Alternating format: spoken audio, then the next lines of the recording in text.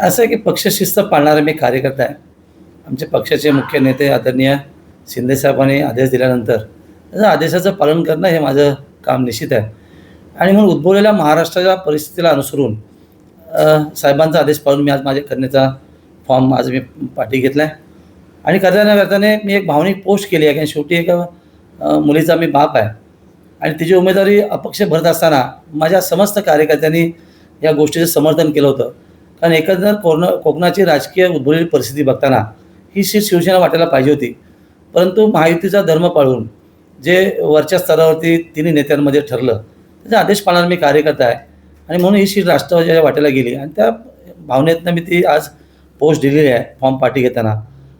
एवढं निश्चित नाही. असं आहे की आता मी ज्या पोस्टमधून जी माझी भावना व्यक्त केली 4 तारखेनंतर मी माझ्या समस्त प्रमुख पदाधिकारी कार्यकर्त्यांची बैठक निश्चित घेईन आणि दिलेला साहेबांचा आदेश जो आहे त्या आदेशाचं पालन करण्यासाठी त्यांची चर्चा करेन.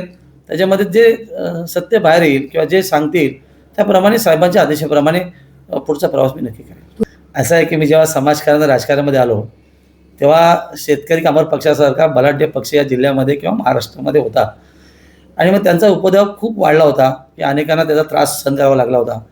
आणि म्हणून मी समाजकारण राजकीय येत असताना त्यांच्याबरोबर अनेक निवडणुका लढलो आणि जिंकलो खऱ्या अर्थाने आणि लोकांचं समर्थन मिळालं. आणि ह्या स्वायत्त निवडणुकीमध्ये त्या पक्षाची एकही सीट मी येऊ दिली नाही आहे आणि मग त्या पक्षाचा अंत केला असं मी नक्की बोललो. तसंच आज रायगड जिल्ह्यामध्ये अशाच पद्धतीचा त्रास राष्ट्रवादीच्या माध्यमातून तटकरे साहेबांकडून आम्हाला नेहमीच झाला. त्याने देखील 4 वेळा आम्हाला फसवलेलं आहे. आम्ही त्यांचं प्रामाणिक करून फसवलं आहे. मग 2 जिल्हा परिषद निवडणुकीत अध्यक्षपदी असेल, झालेल्या विधानसभा निवडणुकीत असेल आणि आत्ता विधान परिषद असेल. या सगळ्या गोष्टीला बघत असताना मला असं भावनिकतेने वाटलं की यदाकदाची लढाई लढलो असतो तिथं मी जिंकून आलो असतो. याचा अर्थ असा आहे की त्याचाही अंत झाला असता. हा त्याची मागची माझी पार्श्वभूमी.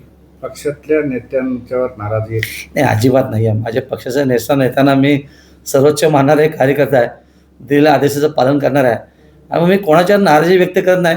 पण शेवटी एक मुलीचा बाप म्हणून आणि दिलेल्या लोकांनी समर्थन म्हणून त्याचा आदर करत असताना माझ्या मनात आलेल्या भावना मी लोकांसमोर बोलू नको नाही. म्हणून मी माझी पोस्ट टाकली. शेवटी मी एक पक्षाचा सेवक आहे, एक कार्यकर्ता आहे, सैनिक आहे आणि पक्षावरती जी जबाबदारी आहे की पक्षांची जबाबदारी दिली त्याचं पालन करणारा मी कार्यकर्ता आहे. लढाया होतात जातात सगळ्या गोष्टी आहेत पण आलेली संधी गमावली याचं निश्चित आहे. त्यामुळे कार्यकर्त्यांचा रोष तर नक्कीच असणार. कदाचित ही लढाई आम्ही सहसा लढलो असतो तर नक्कीच जिंकून आलो असतो. आणि म्हणून या सगळ्या गोष्टी बघत असताना मी भावनिक पोस्ट टाकली आणि त्याला मी शेवटी जय महाराष्ट्र बोललो आहे. लोकांना विनंती केली आहे की जे काय मी आत्ता पोस्टमध्ये लिहिलं आहे हे माझी भावनिकता आहे. कारण लोकांनी माझ्यावरती प्रेम केलं या सगळ्या गोष्टीमध्ये. निवडणूक पुकार झाल्यापासून आत्तापर्यंत हजारो लोकांचे मला फोन आले कोकणातनं आणि समर्थनात ते होते. त्याचा आदर करण्याची पोस्ट आहे त्यामुळे लोकही नक्की वाचतील असं माझं व्यक्तिमत निश्चित आहे. तुम्ही पाहत आहात विस्टा न्यूज मराठी.